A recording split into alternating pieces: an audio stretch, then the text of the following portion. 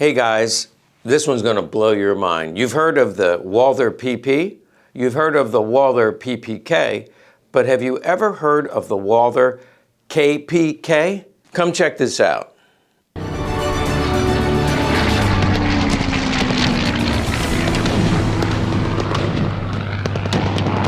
You probably have never heard of one. Advanced collectors have heard of them. They have been documented in this book by James Rankin. Just basically presentation guns and one of a kind. This is a prototype. He says that it's a prototype. And there may be two known. There's this one and the one in the book. Now, interestingly, and we'll get into this a little bit, it has a party leader grip. Doesn't make any sense why it would, but we'll talk about that. You can see it's a KPK. I'm not sure what that stands for other than it's a model that was a prototype, never went into full development. As I said, this may be the same gun as in the book, but clearly the magazine is different.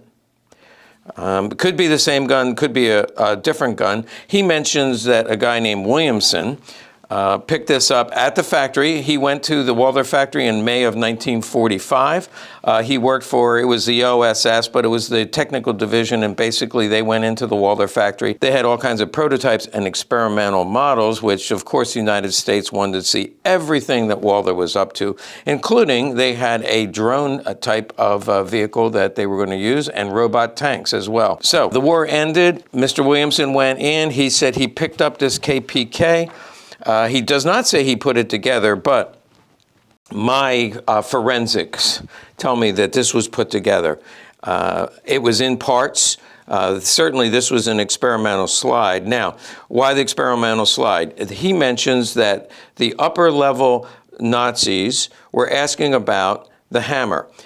Their biggest competition was, of course, Mauser, HSC. The hammer is a little more hidden. It has a sleeker move. The issue was, they said, well, if I get into my car, if I'm getting into a plane, if I'm grabbing my gun and pulling it out, it could accidentally cock itself like this. On a PP and the PPK, it's not easy to cock, but if you brush up against something, the exposed hammer, we'll just use that language, the exposed hammer causes accidents to happen. And so they were looking at the competition and saying, well, this is less prone to accidents happening. And their biggest competition was the Sauer 38H. Now, I've said before, I like the design of this better. I love the way it works, but this has no exposed hammer. So Walther was encouraged to, hey, can you come up with something that doesn't have an exposed hammer? Now, we like to say, oh, it was going to be for pilots because when they got in the plane, they didn't want to accidentally have the gun go off. And they mentioned tanks and planes, but just logically, hiding that hammer would have helped a little bit, but evidently not a lot because it was never adopted. Now, I mentioned this could be one of two, it could be one of three or four. Pardon the interruption, but let me do a quick edit. We had already finished the video. I wrote to Dieter Marshall, who is world known as one of the best researchers on Walthers, also the author of this book, which I highly recommend. It's available on our website and also on Amazon. So I wrote to him and I asked him, what do you know about the KPK? He referenced three that were known. Interestingly, one of them, this serial number here is 500-334, and he referenced one that was 500-664. No K, and notice it's crudely stamped. This was not done, it is done in the factory, but it was not done by a machine. It was crudely stamped, especially here, almost like a double strike, but that is a 334. And bear in mind, if this was not numbered, and I suspect some of them are not numbered, the one in Jim Rankin's book, he doesn't mention a serial number. If this was not numbered, you could take this slide and put it on any frame and it would fit. So again, Dieter Marshall references three known, and this is not one of them. So now there are four known. If you know of one or you have one, please send us serial and or pictures, all of the above. Thank you so much for your help. I believe this was an early experiment or prototype. And the reason is, if I take the slide off, a couple things we find. First of all, this is a dural aluminum frame. It's also late war, I can tell by the crude machining. So this is a late war frame. and a steel barrel. There's no proof marks, so it was never issued. It is serial numbered. The one in the book, he doesn't mention a serial number. Now, the serial number, 500-334, it makes sense that if they're making prototypes, they would start at 500 because PPKs went up to like 430. So the next, the next round number would be 500,000. So it could be that they made 334 different experiments. They made more than that, but this was with this 334th experimental frame and slide they made. This is, going back to the issue, this is a late war frame, I'm sure of it. It is put together with parts because when we look at that pin, how far it sticks out, it's the wrong pin. Compared to this one, exact same late war frame. I showed this, I have another video about this gun, late war frame. Look at the pin. It's almost flush, just pops out a little bit. Here, it pops out quite a bit. So it's the wrong pin. It's the wrong bottom. This is a Walther magazine, no logo, and it's definitely the wrong bottom. It doesn't fit right. It just doesn't sit in there right, which in Rankin's book, he has no picture. It looks like there's no magazine at all, so he may have taken that out thinking it's wrong. The other thing that's wrong is obvious. This should not have a party leader grip on it. So where did the party leader grip come from? And if there's two of them, why do they both have it? Again, if I'm in the factory and I'm picking up parts, I picked up this.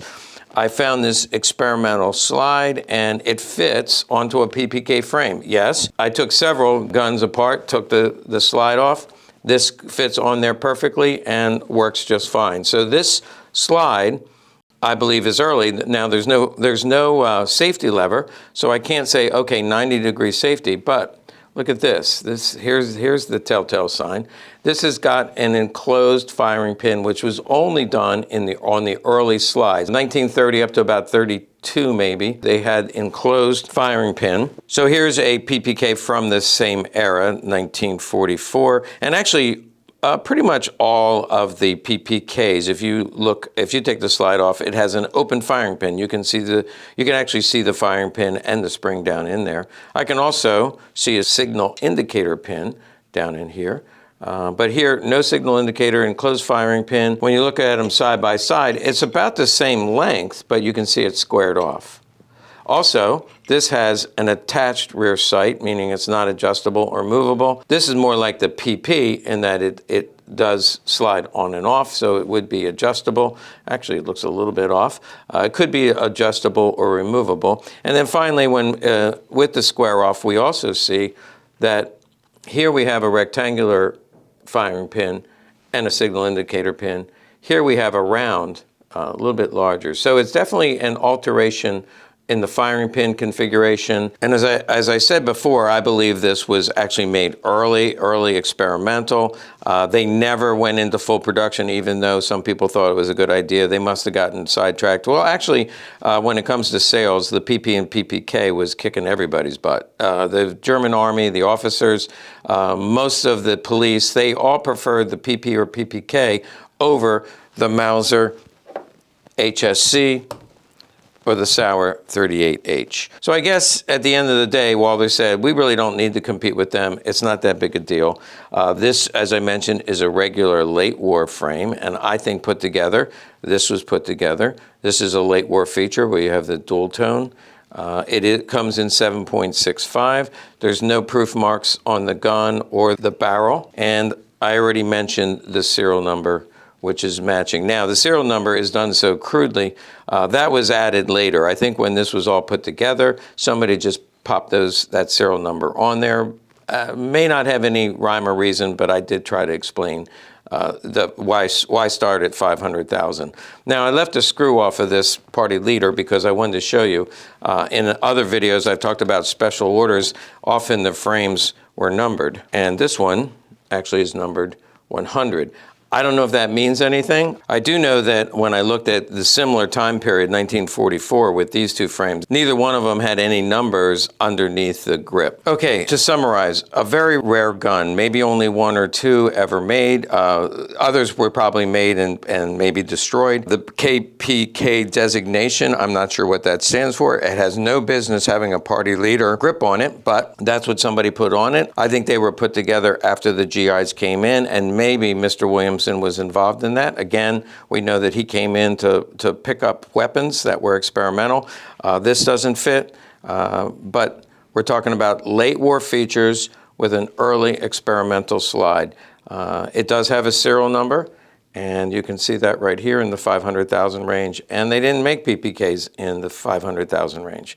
So thanks for watching. Very rare gun. As I've said with a couple of these others, this came from a collector friend of mine. I was happy to borrow it and play with it a little bit, but I don't own it, and it will not be for sale. Make sure you like and subscribe, because someday everything's for sale. So stay in touch.